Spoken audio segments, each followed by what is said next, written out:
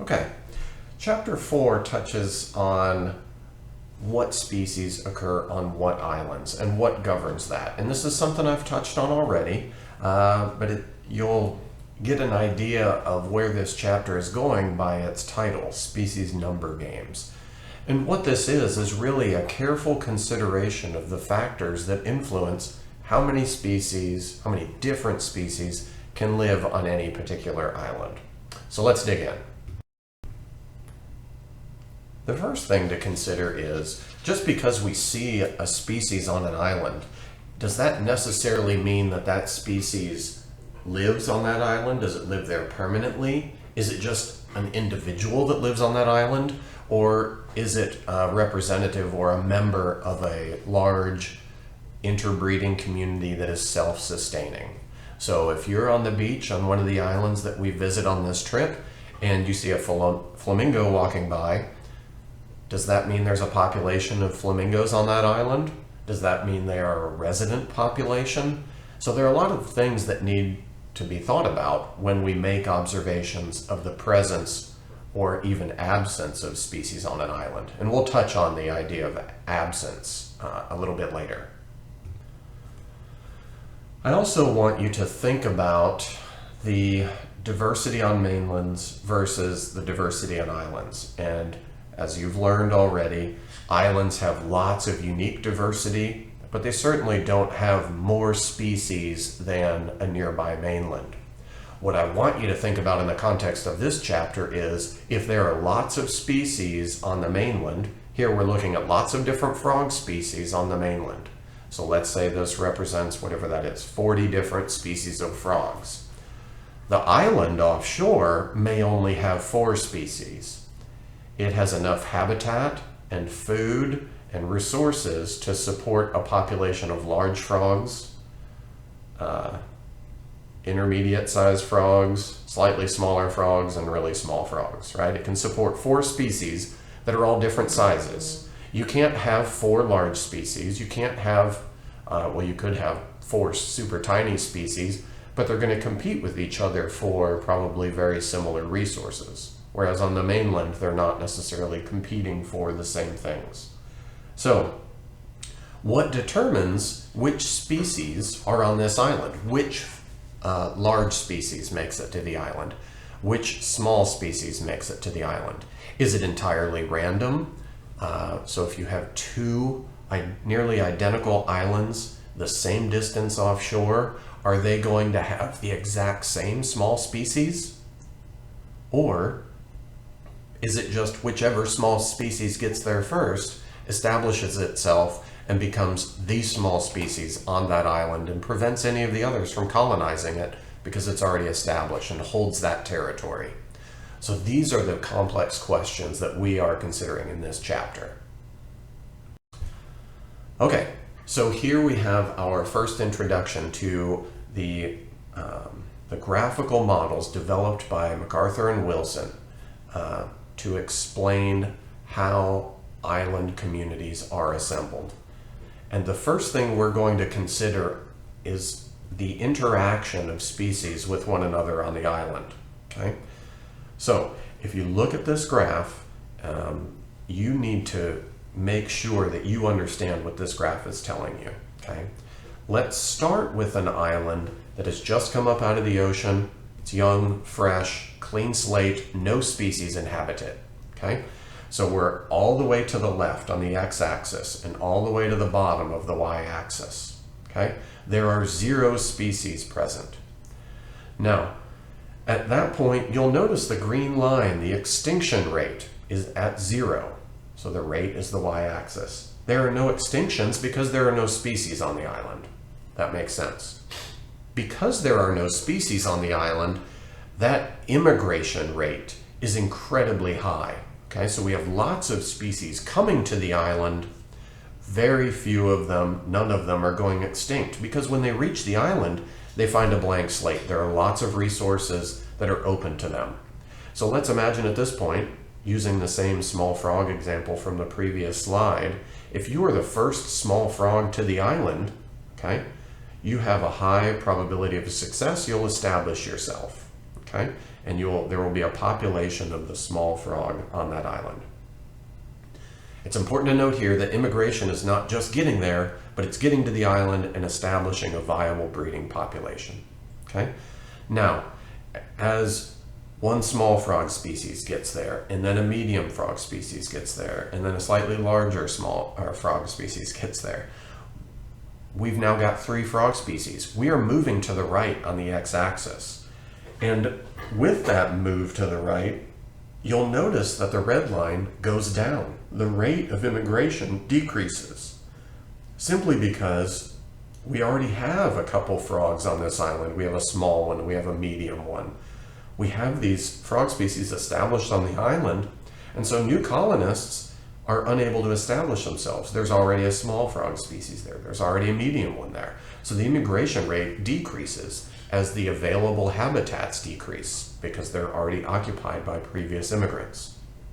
Now, with this accumulation of species, as we move to the right on the x-axis, as we have more and more species, there are more and more species that can go extinct. And they do, and that is why that green line slopes up. Okay? As we reach point S on the x-axis, we've reached what we call an equilibrium point, where there's an equilibrium between the immigration of new species and the extinction of species that are already there.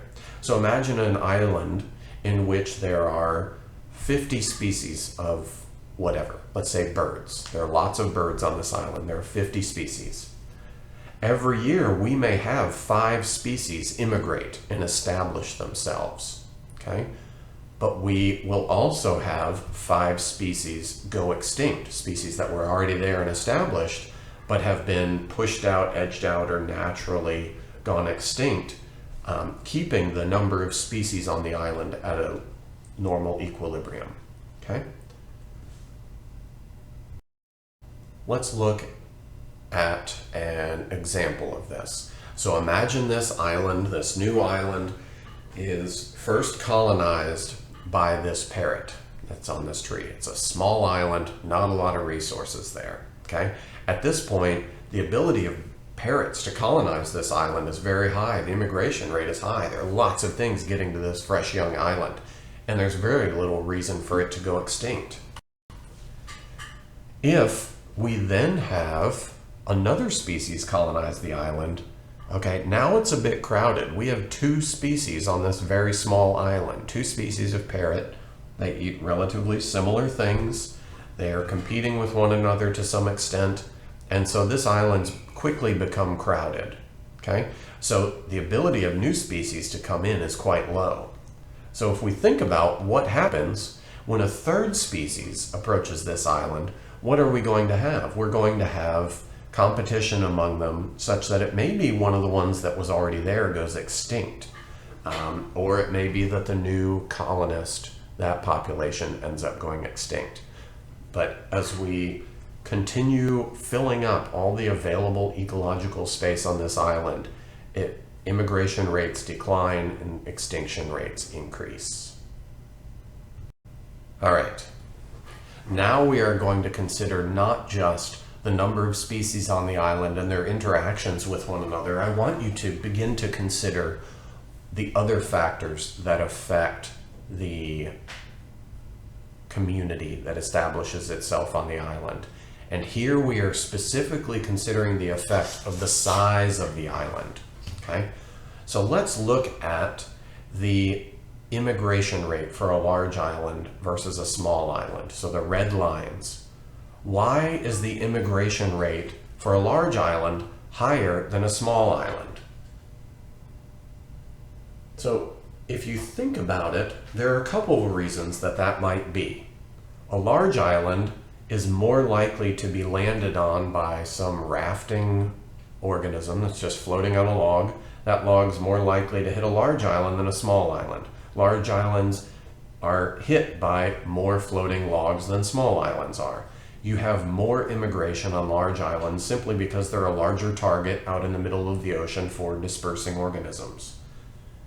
There's also another reason that large islands will have a larger or higher immigration rate, and that's because they more frequently have a greater diversity of habitats. You're going to see this when you go to Jamaica.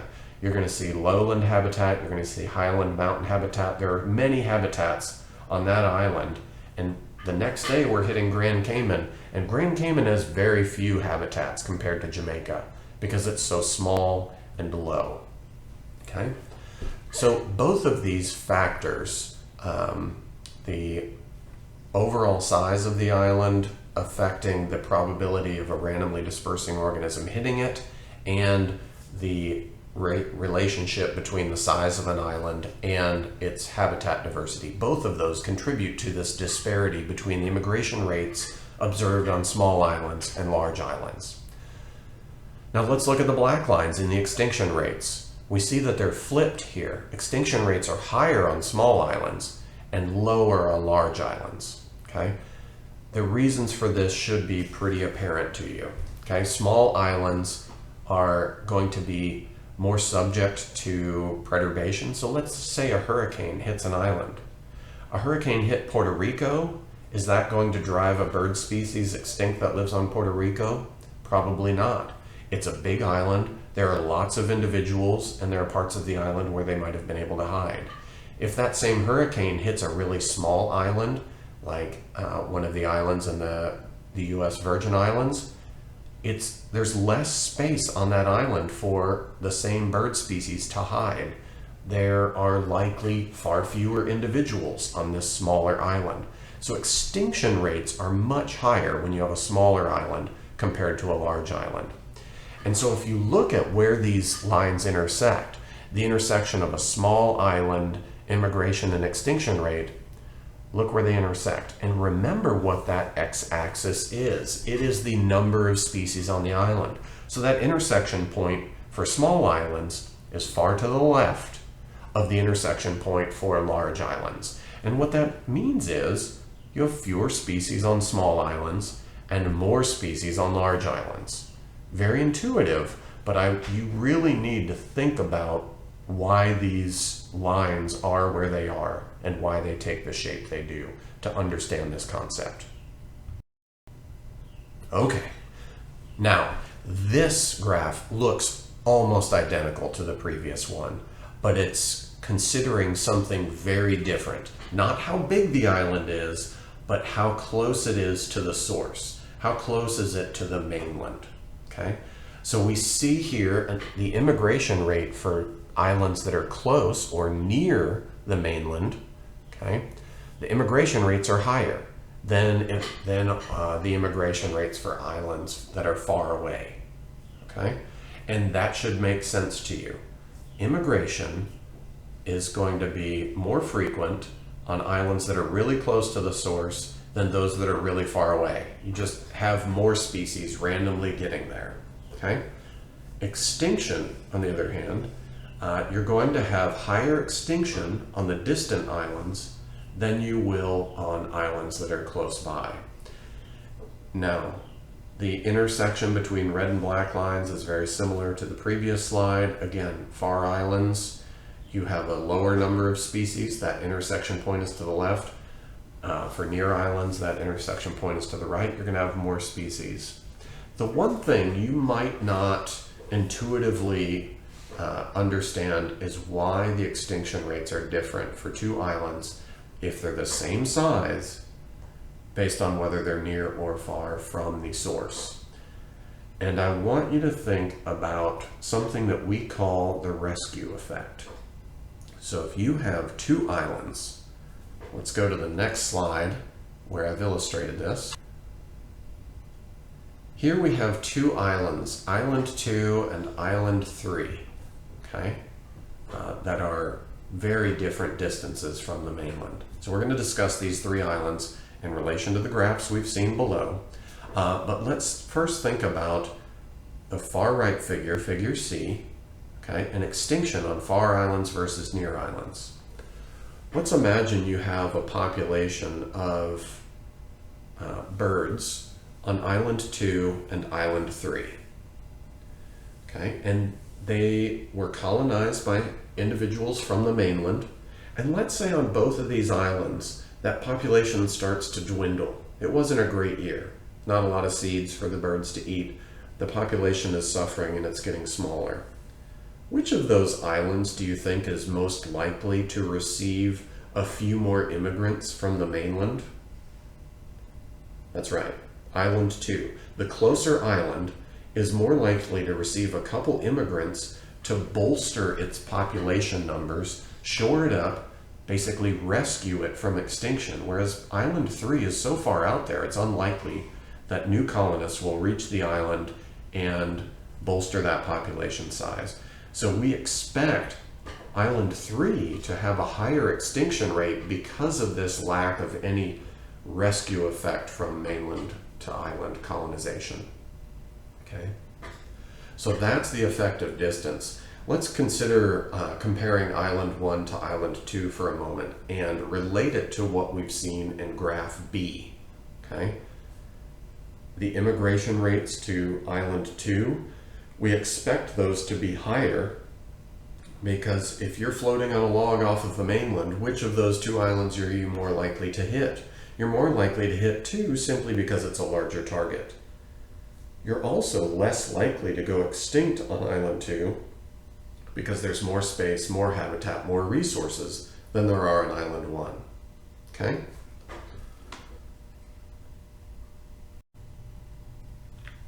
We can then start thinking about the abundance of any individual species on an island. And as you might expect, some species are going to be very common, so out to the right end of this bell curve. Some species are going to be exceptionally rare. There might only be a few of them, far to the left of the bell curve. Most species are somewhere in the middle. Some have some average abundance. Now think about what might be really common and really rare on an island. So something like a large predator, there probably aren't going to be many of those on an island. There's not enough food for them, so they'd be on the left end of this bell curve. Something like a rodent or a species of grass or ant, those might be exceptionally common because they're quite small and you can have many, many, many individuals. So they're to the far right. Now, this curve also illustrates something that we need to think about, and that is our ability to detect a species on an island. So if we're counting the diversity of an island, the more we go around and look for things, the more things we're going to find. So we're going to be on Grand Cayman for a few hours. Do you think we will see every species on that island? No. If you spent the next 10 years of your life on Grand Cayman trying to spot every species of bird on the island, do you think you would? Probably. Okay? So the more time you spend, the more species you observe. You observe not only those way out to the right end of this tail, the exceptionally common things. You start seeing the rarer, the more average abundant species. And the more time you spend, you start seeing the really rare things. Okay? So our ability to quantify and delimit the biodiversity of islands is in part determined by how much effort we put into finding and discovering that biodiversity, and also how abundant those species actually are. Now, this is one of the last curves we're going to look at in this chapter, and this should give you some, it should call back the previous graphs that we've looked at, but this is somewhat intuitive in that, remember, we are expecting the immigration and the extinction lines to intersect. Okay, over time, the immigration rate is going to decline, the extinction rate is going to increase until we reach some sort of equilibrium.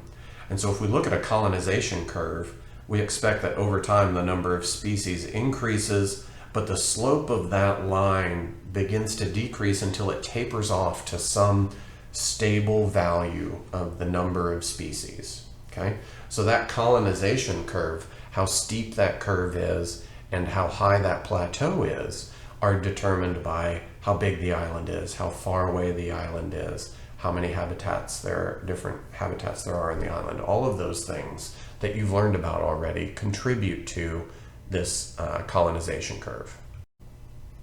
This list of factors that influence the number of species in a particular area starts on page 87 of your text and touches on a few things that have been proposed to explain the biodiversity of islands. So I don't want you to think that the equilibrium model proposed by MacArthur and Wilson are the only things that have been suggested or that are believed to influence diversity on islands. So first, random placement or passive sampling is clearly a factor that affects whether species make it to islands. Okay, so the diversity of islands could just be a random passive sample of the diversity of the mainland. The equilibrium model we've already touched on. There's a habitat diversity model in which the idea is that the diversity of habitats is a linear function or a direct function of the number of species is a direct function of how diverse the habitats are, how many habitats there are in the island. The incidence functions, these draw upon the idea that some species live only on large islands because they have to have large territories. So for example, how big do you think islands have to be for a jaguar to live there, or a bobcat? Okay, they have to be large enough to have a full population of prey items. Okay, so the incidence, the function of incidence between body size and island size are critical to whether or not certain species can occur there. Species energy theory, okay, this is a bit more complex of a theory that is a function of what resources are available on the island and primary productivity. So think about two islands that have the same circumference. Right, so if you look at them from a satellite in space, they might be both perfect circles that are 10 kilometers around, right? But one of them's flat, only 4 feet in elevation. The other is a 2,000 foot mountain. Okay, the 2,000 foot mountain is going to have a lot more vegetation, a lot more greenery, a lot more rainfall, and there's going to be a lot more primary productivity, a lot more photosynthesis happening on that island, and there will be then more food items for insects, creating more food items for birds, and therefore more food items for other things. So realize that it's not just the shape of the island, the size of it and how far it is from the mainland. The topography can really influence how many species are there. Okay, so that is something that is completely unaccounted for in the equilibrium model. There's the small island effect. Okay, so certain species can't occur on islands below a certain size. So as you get smaller and smaller, you start losing the ability to host certain species. So a really small island is not going to have a resident population of large raptors, large meat-eating birds, predatory birds. Contrasting that, the small island effect, is the small island habitat effect. And there are some unique habitats that you only find on very small islands. So there might be some biodiversity that shows up only on really small islands, although the overall numbers are going to be lower than other islands. Okay. Another thing that affects or might explain why small islands have fewer species than large islands is not necessarily just their ability to hold more individuals or feed larger individual species. It might be a consequence, or this could be a contributing consequence, of disturbance. So small islands can be disturbed more easily than large islands. So for example, the example I've used a few times already is a large island that gets hit by a hurricane is overall less disturbed than a really small island that gets hit by the same hurricane. Here we can see figure 4.5 from your text, and this illustrates the diversity of factors that affect numbers of species that can inhabit a particular island. And here we can clearly see that though the factor of area of the island is important in determining the number of bird species on the island, it is not a direct determinant of how many bird species there are on the island. And so if that's our question, what determines the number of bird species that can occur on one of these islands off the coast of California? Power's analysis, the person's name was Power, not a power analysis.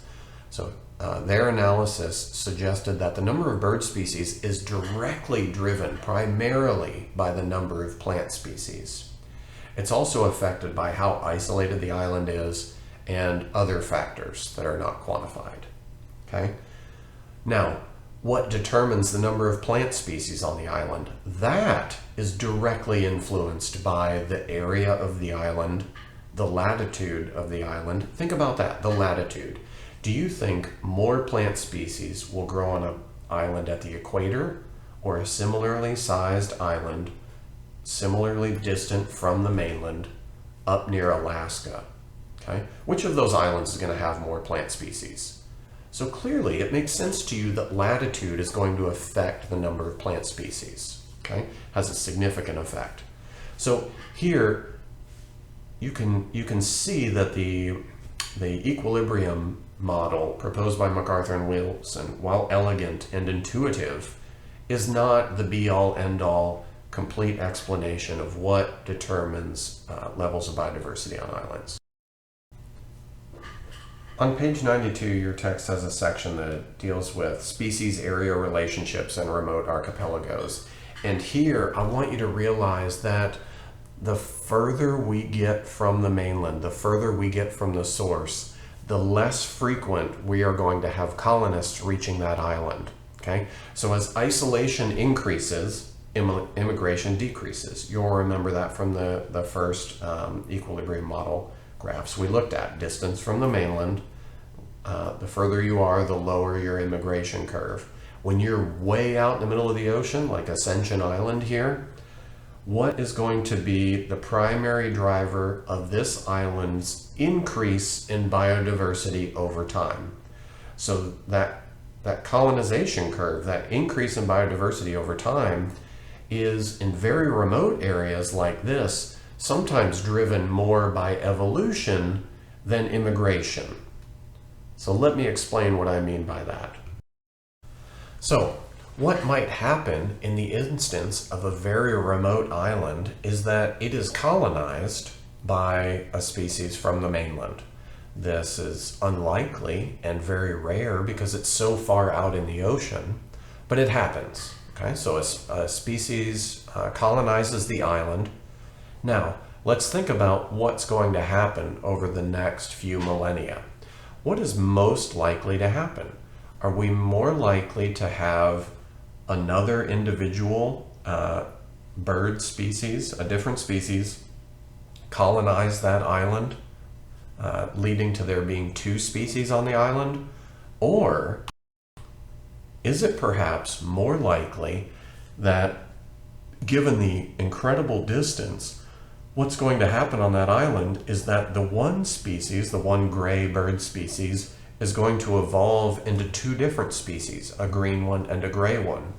The result is the same. We have two species on the island, but the mechanism by which this island went from one to two species of birds is different. It's not because a second species colonized it, it's because the first colonist was isolated there so long that speciation was able to happen. This chapter winds up at length after discussing equilibrium and turnover on islands, and here I'm illustrating a terminology that I think might be a bit confusing to you. So here I want to close this presentation on chapter 4 talking about turnover. So turnover is when you have extinctions and that species is replaced on the island by another species. Okay, so that vacant niche space is replaced.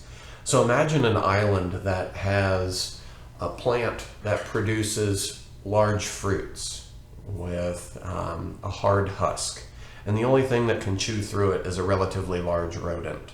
Okay, so imagine there's a rodent species on the island that goes extinct. Okay, that means there is now an available resource that could support a population of rodent that can eat through that fruiting body of the plant. Okay, So now a new species of rodent could colonize that island and replace it. Or the same species could recolonize the island and take up that niche or that ecological space again. The two terms we're touching on here, crypto turnover and pseudo turnover, are things that we need to be aware of when we think about classifying and recording / documenting turnover on an island. The first, crypto turnover, highlights the inaccuracy that can result from our periodic surveys of the biodiversity of islands.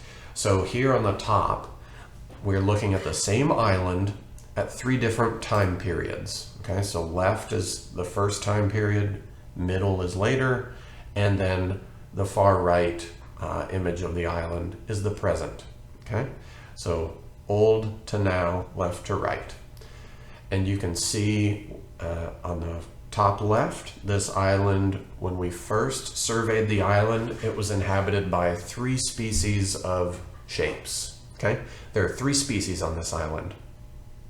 Now, when we came back and surveyed the island a second time, so look to the far right above survey 2, there were still 3 species on this island. What we failed to document was the fact that one of these species disappeared for a while, went extinct. Okay? Now I've told you there could be replacement with a different species. In this case, we're seeing the same species, the red heart, recolonize the island. Okay? So we biologists, only surveying that island at 2 points in time, see no difference in the community of shapes from the first survey to the second survey, despite the fact there was an extinction event and a recolonization event. Okay? This is crypto turnover. There was turnover that we did not see. Pseudo turnover, on the other hand, if you look at the bottom, we've got 3 survey periods. So we survey 1, survey 2, and survey 3. During survey 2, the red heart species was present on the island. It was not extinct. But despite our best efforts, our time on the island was limited. We were not able to observe and document the presence of that species on the island. So if we do not see it, do we then infer or assume that it was truly extinct, wiped out, or extirpated from the island? It was not. But the surveyors inferred that it had been. And when they found it again during survey 3, they inferred that it had recolonized the island. So they inferred that there was turnover. There was an extinction and then a recolonization, when in fact, there was never any extinction. The heart species was there the entire time. So this is an inference of pseudo turnover. Okay, so despite the fact that you are reading the rest of the chapter, the rest is quite self-explanatory. I don't need to go into many details on any of those points. We will be covering chapter 5 on Monday on the ship. So make sure you've got that read and you're ready to participate in class. Look forward to seeing you guys tomorrow. Bye.